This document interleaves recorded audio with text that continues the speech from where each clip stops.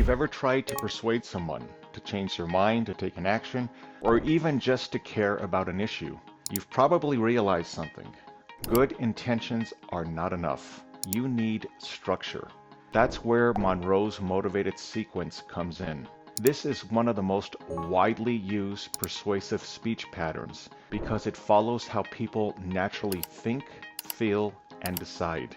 And in this video, I am going to walk you step by step through exactly how to use it. Now, before we even define this concept, I want you to understand something important. The structure you're about to learn is not just for speeches. It's something you will use, whether you realize it or not, in your personal and your professional life. Now, this shows up anytime you're trying to influence someone. Maybe you're trying to convince a friend to make a better decision. Maybe you're talking to a family member about a concern you have, or even something simple like persuading someone to try something new. In your professional life, this becomes even more valuable. You might need to present an idea to your boss, pitch a solution in a meeting, train others, or even lead a team toward a decision. The people who are most effective in those situations are not just the ones with the best ideas. They're the ones who know how to structure those ideas. And that's exactly what Monroe's motivated sequence helps you do. Now, allow me to walk you step by step through exactly how this process works and how you can use it to build a strong, persuasive speech. Monroe's motivated sequence is a 5-step organizational pattern designed to move an audience from attention to action. It's not just about giving information. It's about guiding your audience through a process. You get their attention, you show them a problem, you offer a solution, and you help them to see the outcome. And then you tell them what to do. When used correctly, this structure makes your message clear, logical, and persuasive. Step 1, attention.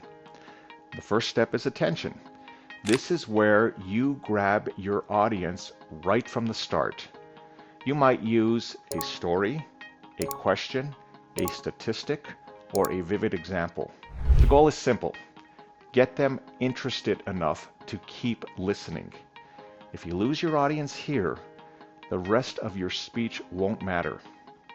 Step 2, need. The second step is need. This is where you explain the problem. You want your audience to understand what the issue is, why it matters, and why it should matter to them. This is where you use evidence, statistics, examples, and real-world consequences. By the end of this step, your audience should be thinking, this is a real problem. Step 3, satisfaction. So next is satisfaction. This is your solution.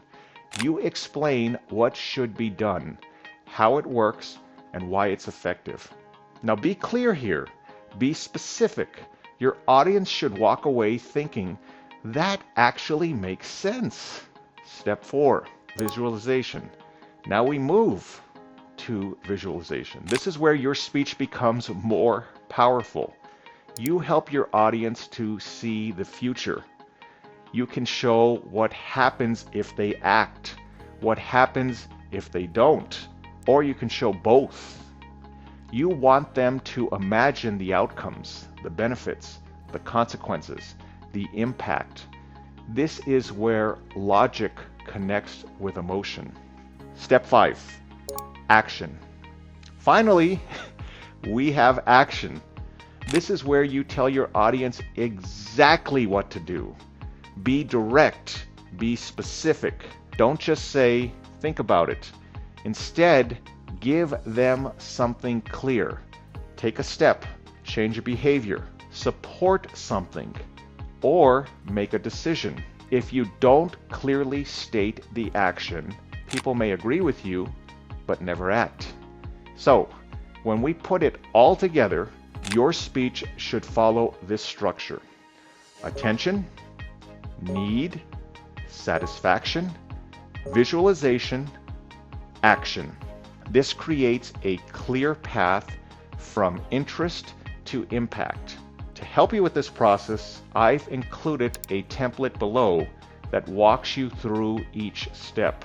I've also included an example outline so you can see what this looks like when it's done correctly. Now, use those resources as you begin building your own speech. If you're taking this course, I hope this video and the materials provided help guide you step by step as you develop your speech. But more importantly, this is a skill that extends far beyond any assignment. Every important conversation you'll have, every decision you'll influence, every moment where something is at stake will depend on how well you can communicate your message. In your personal life, this is how you build understanding. In your professional life, this is how you build credibility. And over time, you'll start to notice something. The people who make the greatest impact are not always the loudest. They're the ones who are the most clear, the most structured, and the most intentional. Learn the structure and you change the outcome. Remember, communication works for those who work at it.